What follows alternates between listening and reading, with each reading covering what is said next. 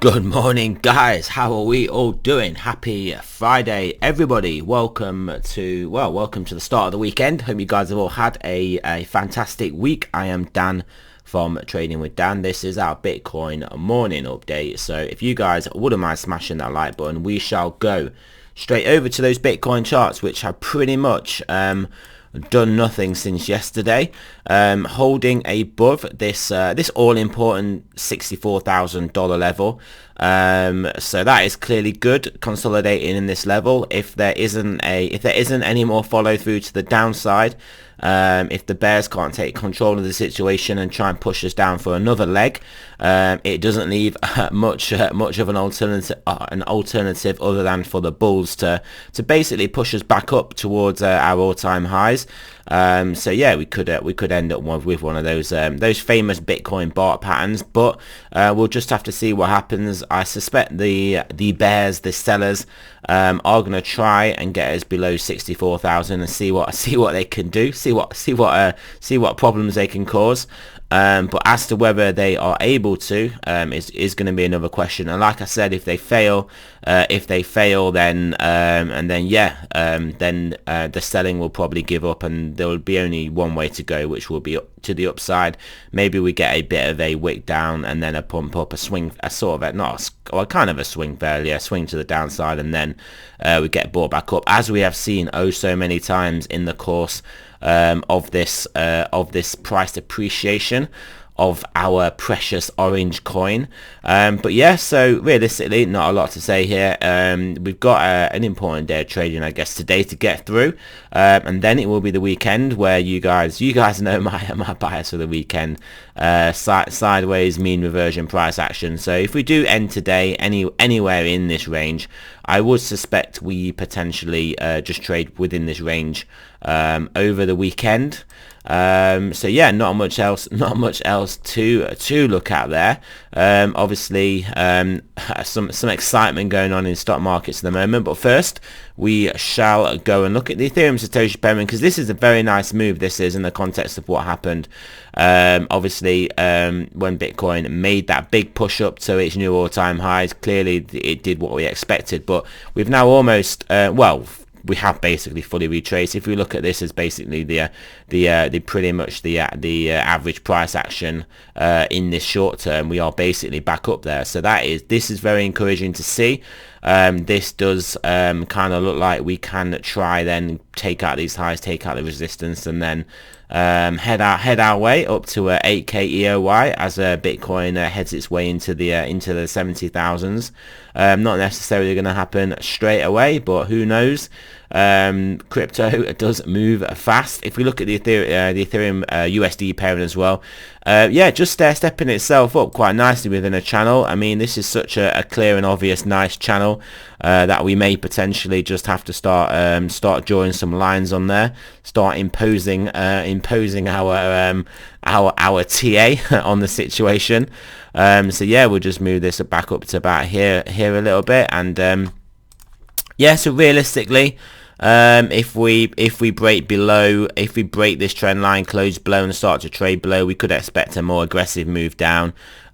Similarly to the upside, if we do basically take out the top of it and then go on a bit of an explosion to the upside, I mean, then we can just go on a bit of an explosion to the upside. So, but yeah, worth keeping an eye on this. I mean, the main one I'll be looking out for is the downward trend line, because if price action is going to be bullish, it is fair enough for it just to keep stair-stepping within this channel. It doesn't need to necessarily go on an explosive move to the upside, as much as we obviously all want that. And it is a possibility. We have seen it in assets before, such as copper did break a nice ascending channel, rising channel to the upside and go on a mad one. But yeah, we could have that in the USD pair. Not ever really look at the USD pair much. All I really look is the Bitcoin. I mean, this is just a derivative of the two ones I do look at, which is Bitcoin USD and ETH BTC. So yeah, let's have a look at those stock markets. Still S&P still holding above this line. I can't necessarily call it a trend line. I guess I could call it a trend line, but it is a line we've got drawn in. And the Nasdaq is the one. that was struggling due to Tesla, but still not looking too bad. In all fairness, not sure. Oh yeah, my annotations, we stopped really annotating this. I mean, this is pretty much the level it's got to basically stay above. If it goes below this level, well, it will be curtains. It will be curtains. But do I think that will happen? Well, to be honest, it depends what happens with bond yields, but depends what happens with bond yields. But yeah, I mean, we are not quite down fully at the end of the journey for basically central banks' manipulation of bond yields yet. Not lost control. This is fantastic though. Just look at that DXY go. Yeah, I mean, this is now squeezing up. A lot of people have been calling this. So credit to those people. This did go to the upside. Whilst I did have a bearish bias, I also it's like I'm trying to cover myself. I also was saying it doesn't even really matter where this goes. We are still going to be in the situation where I think all assets are going to do well. I mean, and it just seemed to be getting proven true, because this is a pretty aggressive move, and Bitcoin's at 64,000 plus. Stock markets are still doing pretty well. S&P still above that trend line. So yeah. Whilst we have taken this out and we're going bullish, I mean, basically it is well, a lot of it is to do with the fact what's the name, Christine Inflation Lagarde as the Germans call her.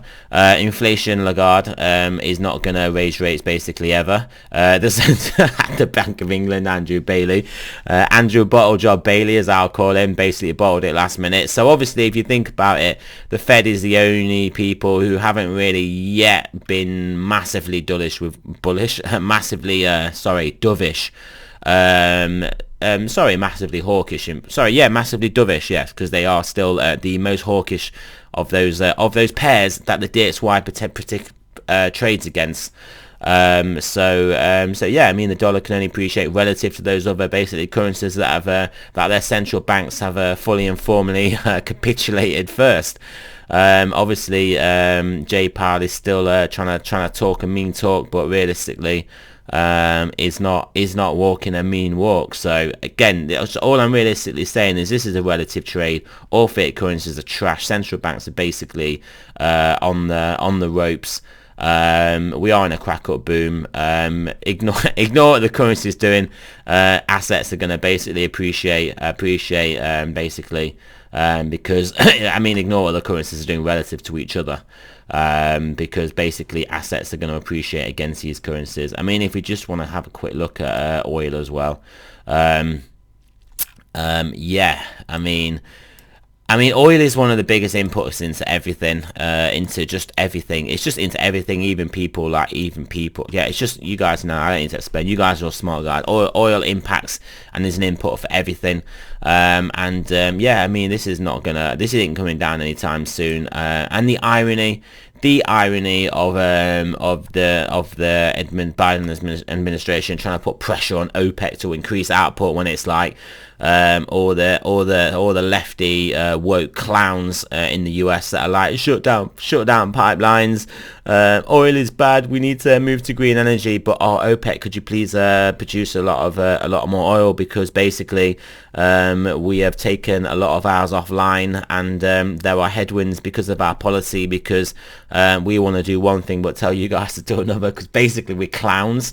I think you guys know my opinion on on just the whole left wing woke sort of people. They're all just they're just idiots. If you can mess about with this is just going to cause if you mess about with energy, it's just going to cause basically it's just a massive tax. It's massive inflation on just that hits the poorest people the hardest. Hits everybody hard, just hits the poorest people the hardest, just by how it is. Yeah, I mean, and then you try and blame it. Then you basically got to try and say like, oh well, look, the prices are high. We definitely got to start moving to more renewable things and stuff like that. And it's like, yo, guys, the prices are high because you lot are idiots, and it's your policy doing this. So yes. that little ran over. Let's look at gold and silver first. Just clicked on it first. Yeah, silver sort of reacting to inflation concerns now, sort of reacting to what is going on with central banks. But remember, this is a heavily manipulated market, so expect some Sunday morning early paper smashes of this asset at some point. Got to keep it pinned down, especially in the face of what is going on. If gold starts to go haywire, it's done. It is done for the credibility of the central banks. This is their main barometer. They are not going to let this go haywire until it is the end. But yeah. So but in that vein, it still has got plenty of room to move to the upside before it starts to get catastrophically basically difficult for them. I mean, I would say 2000 as a nice round number. Back above 2000 will be the point where the alarm bells will start ringing, so they'll potentially try and stop it getting up that high.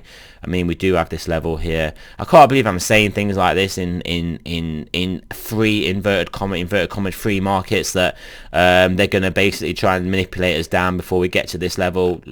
Like, trading shouldn't be about that. I mean, the bond market's ridiculously manipulated. Stock market's obviously ridiculously manipulated. Gold and silver market's ridiculously manipulated.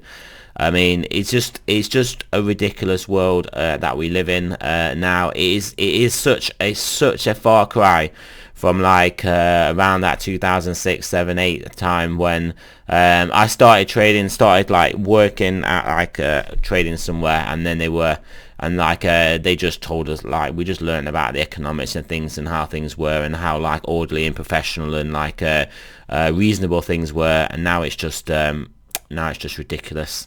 It's literally ridiculous. It is literally ridiculous. That's all I can say. I mean, I used to trade bonds, so like I would like what central bank rate changes were like an important thing.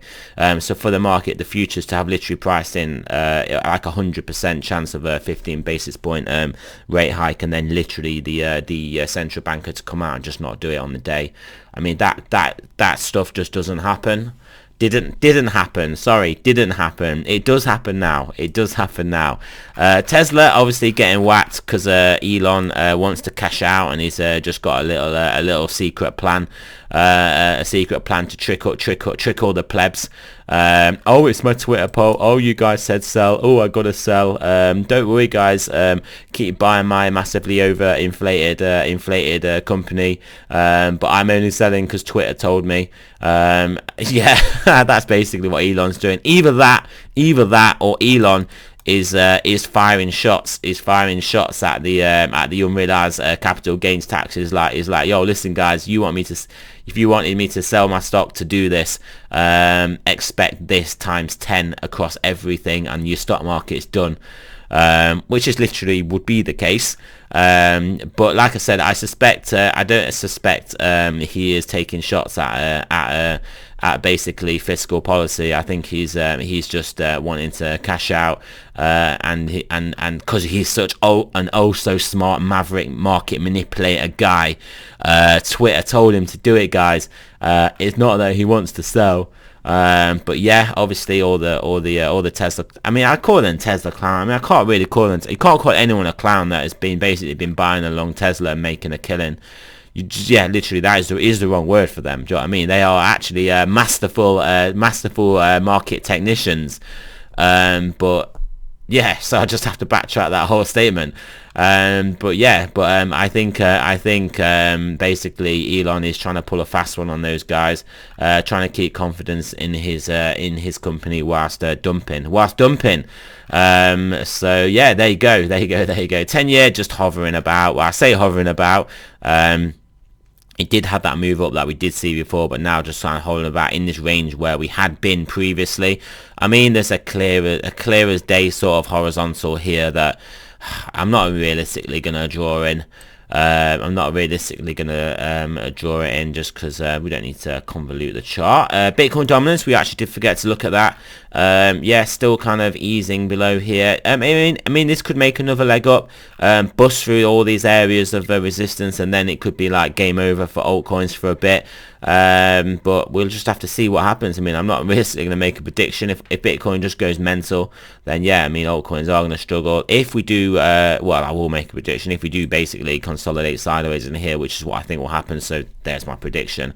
And then yeah, this should potentially still keep coming down. Yeah, stochastics.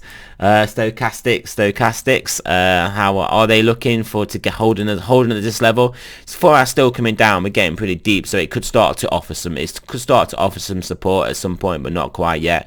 10 hours still weighing on price action. 12 hours still weighing on price action. Daily is turning back over here as well. Buy daily turn back over as well. 3-day looking good. 5-day back down again. Weekly looking good. Bi-weekly looking good. Monthly looking good. So I mean that bifurcated, I say bifurcated implicates there's 2 reads, but yeah, that bifurcated read from the stochastics as a whole does indicate just more sideways consolidation. To me, that's what it indicates. Obviously, ultimately with a view to break into the upside at some point. But with that read, we could very easily lose the $64,000 level, find ourselves back in this range down here. I'll extend this along here in this $60,000 to $64,000 range. That could very well be what happens. I don't think that is bad. I just think that is how Bitcoin trades, sideways within a wider range. If we drop back into this range, that is fine. Build up a head of steam, get back into this and onwards and upwards at some point.